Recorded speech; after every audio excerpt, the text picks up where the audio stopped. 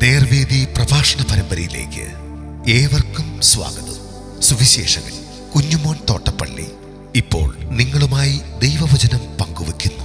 ശ്രദ്ധിച്ചാലും.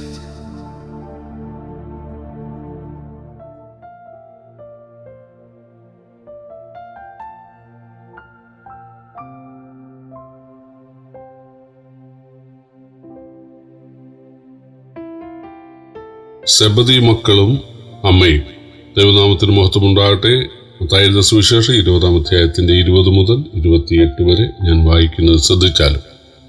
അന്ന് സെബദി പുത്രന്മാരുടെ അമ്മ പുത്രന്മാരുമായി അവന്റെ അടുക്കൽ വന്നു. നമസ്കരിച്ച് അവനോട് ഒരപേക്ഷ കഴിച്ചു. നിനക്ക് എന്തു വേണം എന്ന് അവൻ അവളോട് ചോദിച്ചു.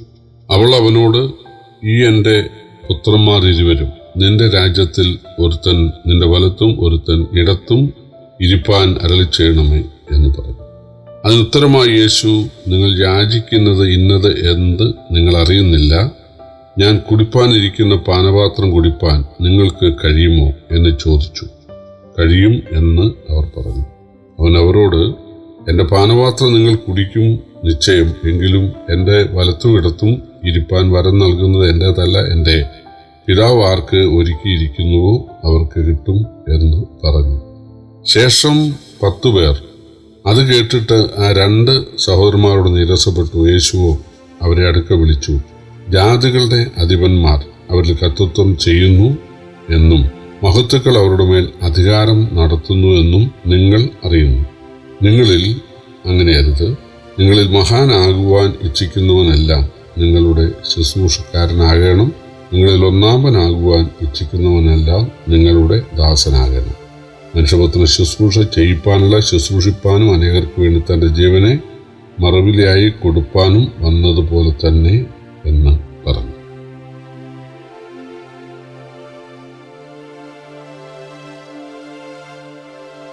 യേശുവിൻ്റെ ശുശ്രൂഷകാലത്ത് സെബദി പുത്രന്മാരുടെ അമ്മ അവരുടെ അടുക്ക വന്നു. അവർ തൻ്റെ മക്കളെ ഇരുവരെയും അടുക്ക വിളിച്ച് യേശുവിൻ്റെ അടുക്കൽ വന്നപ്പോൾ യേശു ചോദിച്ചു, നിനക്ക് എന്തു വേണം? അപ്പോൾ ആ സ്ത്രീ പറഞ്ഞു, എൻ്റെ മക്കൾ ഇരുവരും ദൈവരാജ്യത്തിൽ നിന്റെ വലത്തും ഇടത്തും ഇരിക്കാൻ നീ അരുളി ചെയ്യണം. ഇത് അവർ പറയുന്നത് യേശു തൊട്ടു മുമ്പ് പറഞ്ഞ കാര്യം അവർ കേട്ടു. അതിൻ്റെ അടിസ്ഥാനത്തിലാണ് യേശു പറഞ്ഞത്, ഞാൻ യെരുശലേമിലേക്ക് പോകുന്നു, മനുഷ്യപുത്രൻ മഹാപുരോഹിതന്മാർക്കും ശാസ്ത്രിമാർക്കും ഏൽപ്പിക്കപ്പെടും.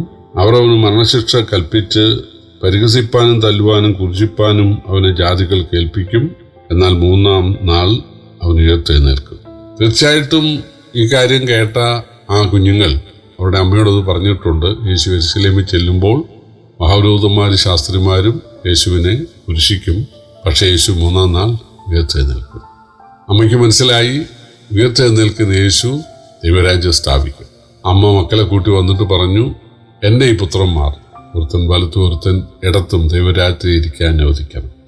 അവര് സ്വാർത്ഥപരമായ ഒരു അപേക്ഷയാണ് കഴിച്ചതെന്ന് നമുക്ക് തോന്നാം. പക്ഷേ യേശു ദൈവരാജ്യം സ്ഥാപിക്കും എന്ന്, സ്ഥാപിക്കാൻ വന്ന മശീഹയാണെന്നവർ വിശ്വസിച്ചു എന്നുള്ളത് ഒരു ചെറിയ കാര്യമല്ല.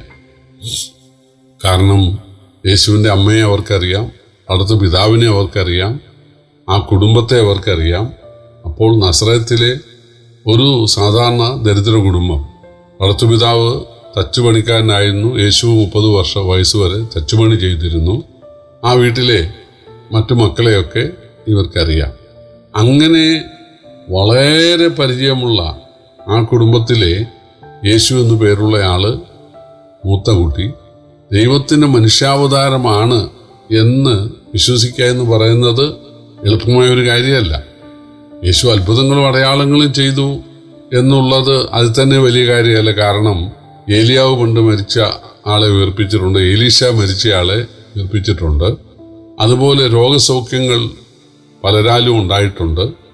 അപ്പോൾ യേശുവിനെ അതുപോലൊരു പ്രവാചകൻ എന്ന് പലരും വിശ്വസിക്കുന്നു. പക്ഷേ ഒരു പടി കൂടെ കടന്ന്, അല്ലെങ്കിൽ ബഹുദൂരം മുന്നോട്ട് പോയി ഈ അമ്മയും മക്കളും വിശ്വസിക്കുന്നത് യേശു ദൈവരാജ്യം സ്ഥാപിക്കാൻ പ്രവചനപ്രകാരം വന്ന മശീഹയാണെന്നാണ്.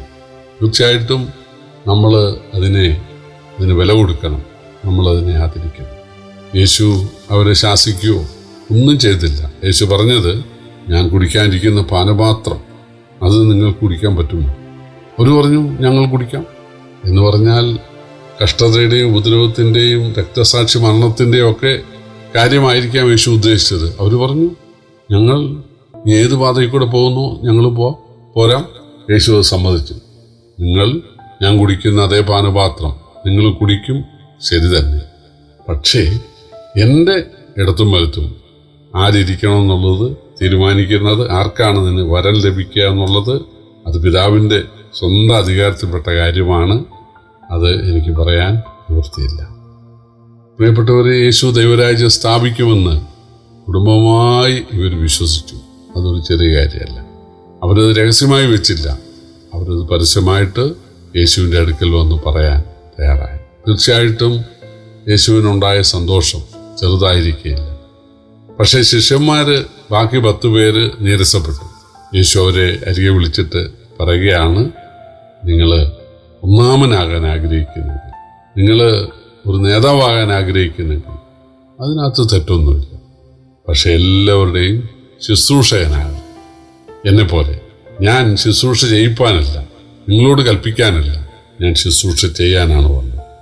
യേശു ശുശ്രൂഷ ചെയ്യാനാണ് വന്നത് എന്ന് പറയുന്നത് രോഗികളെ സൗഖ്യമാക്കുന്ന കാര്യമോ വെള്ളത്തെ വീഞ്ഞാക്കുന്ന കാര്യമോ ഒന്നുമല്ല.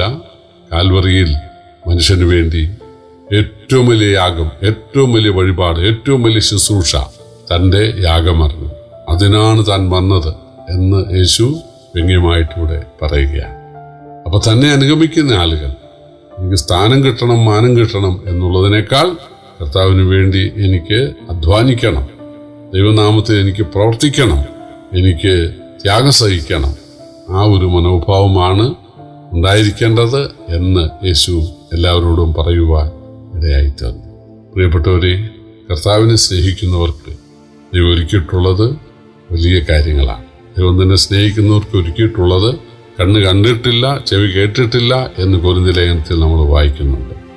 തീർച്ചയായിട്ടും കർത്താവിനെ സ്നേഹിക്കുന്നവർക്ക് അവരുടെ കണ്ണുകൾക്ക് വിശ്വസിക്കാൻ പറ്റാത്ത വലിയ അനുഗ്രഹങ്ങൾ കർത്താവ് ഒരിക്കൽ നൽകും, ഒരു സംശയവുമില്ല. നമുക്ക് ദൈവം മനുഷ്യനായ, നമുക്ക് വേണ്ടി കുരിശിൽ യാഗമായ, വേദനയേറ്റ, നമ്മുടെ ശാപം മുഴുവൻ അനുഭവിച്ച യേശുവിനെ മാത്രം നമുക്ക് സ്നേഹിക്കാം. അവനായി നമുക്ക് അധ്വാനിക്കാം, അവൻ്റെ സാക്ഷികളാകാം. തീർച്ചയായിട്ടും നമുക്ക് നമ്മുടെ കണ്ണുകൾക്ക് വിശ്വസിക്കാൻ പറ്റാത്ത അനുഗ്രഹം അന്ന് അനുഭവിക്കാനായിട്ട് സാധിക്കും. കർത്താവിൻ്റെ വലിയ നാമം ഇന്നും എന്നേക്കും വാഴ്ത്തപ്പെടും.